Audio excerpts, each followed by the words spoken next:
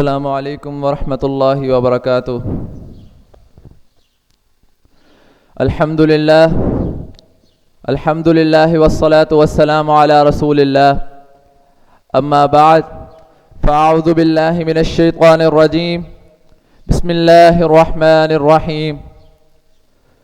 وَإِذِ ابْتَلَىٰ إِبْرَاهِيمَ رَبُّهُ بِكَلِمَاتٍ فَأَتَمَّهُنَّ قال انی جاعلک للناس اماما۔ صدق اللہ العظیم۔ سامعین کرام، آج میں جس موضوع پر آپ سے ہم کلام ہونے جا رہا ہوں وہ ہے سیرت ابراہیم سے حاصل ہونے والے اسباق۔ حضرات، اللہ تعالیٰ نے قرآن مجید میں فرمایا وَإِذِ ابْتَلَىٰ إِبْرَاهِيمَ رَبُّهُ بِكَلِمَاتٍ فَأَتَمَّهُنَّ کہ ابراہیم علیہ السلام کو جب بھی ان کے رب نے آزمایا، ابراہیم علیہ السلام کامیاب ہی ہوئے۔ ابراہیم علیہ السلام نے کبھی اپنے رب کو مایوس نہیں کیا، ہمیشہ کامیابی حاصل کی۔ آئیے ذرا کچھ آزمائشوں کا تذکرہ کر کے ان میں سے سبق اخذ کرنے کی کوشش کرتے ہیں۔ اللہ تعالیٰ نے حضرت ابراہیم علیہ السلام کو بڑی حکمت و دانائی سے نوازا تھا۔ مشرکین مکہ، مشرکین کوئی سورج کو پوجتا تھا، کوئی چاند کو پوجتا تھا، کوئی ستاروں کی عبادت کرتا تھا، لیکن آپ ہمیشہ حق کی تلاش میں رہے۔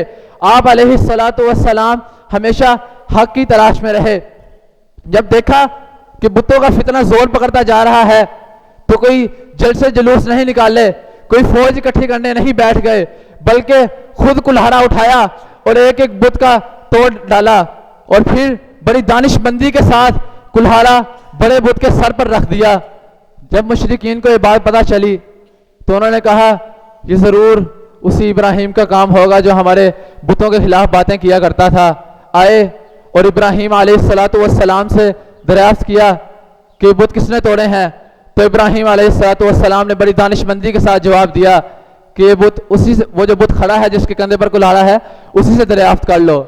حضرات، اس واقعے سے ہمیں سبق ملتا ہے کہ باطل کو مٹانے میں کبھی بھی ہچکچانا نہیں چاہیے، اور باطل کو مٹانے کے لیے آپ کو صحیح انداز بھی آنا چاہیے، آپ میں عقل شعور بھی ہونا چاہیے کہ باطل کو کس طرح ختم کرنا ہے۔ اسی طرح جب حضرت ابراہیم علیہ السلام کو حکم ہوا کہ اپنے بیوی بچوں کو سنسان بیابان میں چھوڑ آؤ، سنسان بیابان میں چھوڑ آؤ، اللہ اکبر، اخلاص کی انتہا دیکھیے، خلوص دیکھیے کہ اپنے بیوی بچوں کو ایسی جگہ پر چھوڑ آئے جہاں پر پتا تھا کہ اس وقت ایک دانہ بھی نہیں اگتا، پانی کی ایک بوند بھی نہیں ملتی، اور چھوڑنے کے بعد پیچھے مڑ کر بھی نہیں دیکھا کہ یہ میرے اللہ کا حکم ہے۔ وہ تو جب حضرت حاجرہ نے پکڑ کر پوچھا کہ کیا یہ اللہ کا حکم ہے، تو تب جواب دیا ہاں یہ اللہ کا حکم ہے۔ حضرات، اس سے ہمیں سبق ملتا ہے کہ اللہ کا حکم جب آ جائے تو اس کی فوری تعمیل کرنی چاہیے۔ اللہ کے بندے، جب اللہ کا حکم آ گیا ہے تو تم کس چیز کے منتظر ہو؟ آج ہمارا رویہ اس سے بالکل ہی الٹ ہے۔ ہمیں جب کسی حکم کا پتہ چلتا ہے، کسی نیکی کا پتہ چلتا ہے، تو ہم اس سے بھاگنے کے لیے طریقے ڈھونڈتے رہتے ہیں۔ مولوی صاحب، کیا یہ گنجائش نہیں بن سکتی؟ کیا اگر ہم اس طرح کر لیں تو گزارا نہیں چل جائے گا؟ ارے اللہ کے بندے، یہ حکم ہے اللہ کا، تم نے گزارا کرنا ہے کہ حکم الہی کی تعمیل کرنی ہے؟ اس سے ہمیں سبق ملتا ہے کہ حکم الہی کی تعمیل بہت ضروری ہے۔ اسی طرح جب حضرت ابراہیم علیہ السلام نے خواب میں دیکھا کہ میں اپنے بیٹے کو ذبح کر رہا ہوں، تو حضرت اسماعیل علیہ السلام سے مشورہ کیا، تو حضرت اسماعیل علیہ السلام نے جواب دیا یا ابت افعل ما تؤمر، کہ بابا جان آپ وہ کر گزریے جس کا آپ کو حکم دیا گیا ہے، ستجدنی انشاءاللہ من الصابرین، انشاءاللہ مجھے صبر کرنے والوں میں کیسے پائیں گے۔ اللہ اکبر، یہ کیسی تربیت ہے۔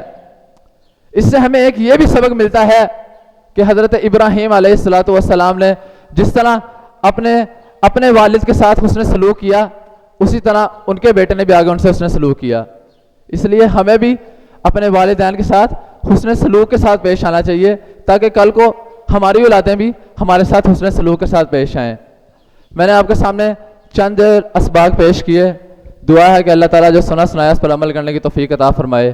وآخر دعوانا الحمد للہ رب العالمین.